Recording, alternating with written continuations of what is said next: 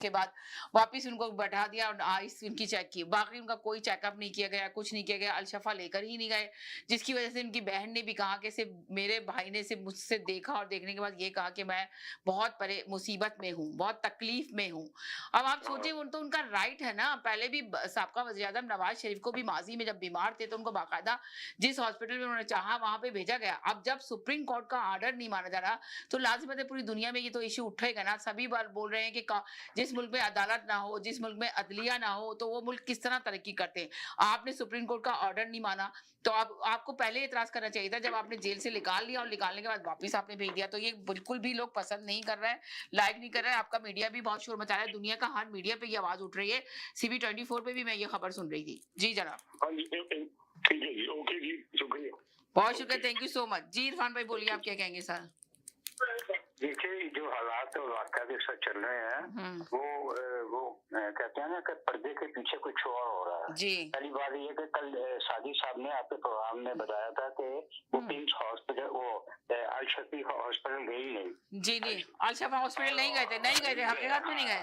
जी। उनकी खबर बिल्कुल ऑथेंटिक थी, वेरी गुड, एप्रिशिएट करता हूं उनकी खबर को।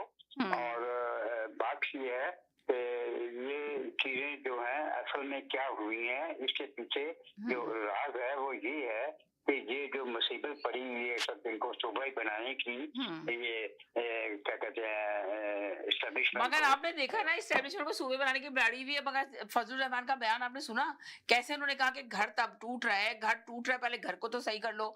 इस टूटे हुए घर में किस सूबों की बात कर रहे हो, कहाँ सूबे बनाओगे? अरे वो तो सियासी बयान देंगे ना, वो बीच में अच्छा यानी कि आप कह रहे हो सियासी बयान है? वो अपना बयान देते रहेंगे इसी तरह ही सियासी, और प्रैक्टिकली वो कुछ नहीं करेंगे। असल बात यह है कि जो खर्चा हुआ है एस्टेब्लिशमेंट को और से आप मुताला करें तो वो खर्चा हो गया है पीपल्स पार्टी से, क्योंकि जरदारी जो है वो डट गया है कि यहाँ सिंध में सूबे नहीं बनेंगे। आप उसकी स्टेटमेंट बिलावल की जी बोले नहीं कोई नहीं बोल रहा, बोले आप सर। जी, तो ये वो इसने कह दिया कि ये सिंध को हम सूबे नहीं बनाएंगे, नहीं बांटेंगे, और ओवर माय बॉडी जी और बिलावल भी जो है इसी बयान के ऊपर स्टैंड कर रहा है।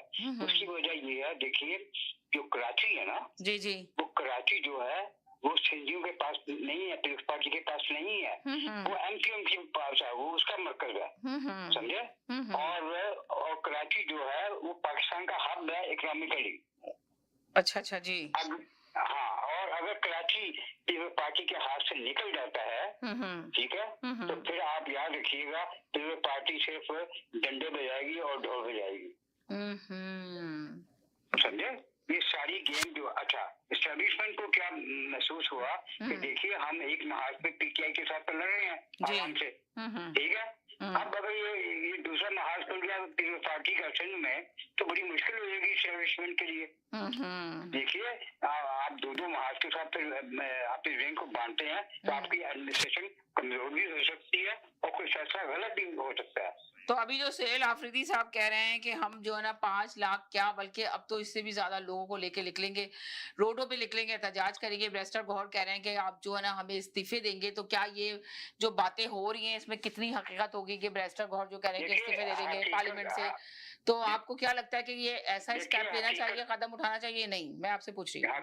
हकीकत ये है कि वो बयान दे रहे हैं, बिल्कुल इस वक्त उनका बयान देना बनता है। सुहेल आफरीदी का ये एक तरह का ऐसा बयान होता है कि आवाम के अंदर हिम्मत पैदा की जाए और हौसला दिया जाए कि अब मामला जो है वो दूसरी तरफ चलने चाहिए।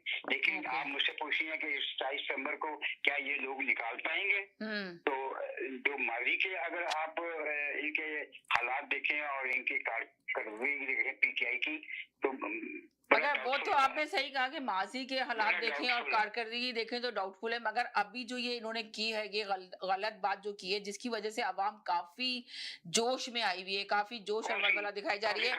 ये जो इमरान खान को कह के सुप्रीम कोर्ट के ऑर्डर पे अल-शफा नहीं लेके गए और ले जाके उनको चेकअप नहीं कराया, जो नौरीन बाजी ने आज प्रेस मीडिया से जो बात की है उनकी बहन ने, और उन्होंने कहा है कि है ना ब्लैक कपड़े पहने हुए थे, उन्होंने कहा कि हमें बहुत अफसोस है कि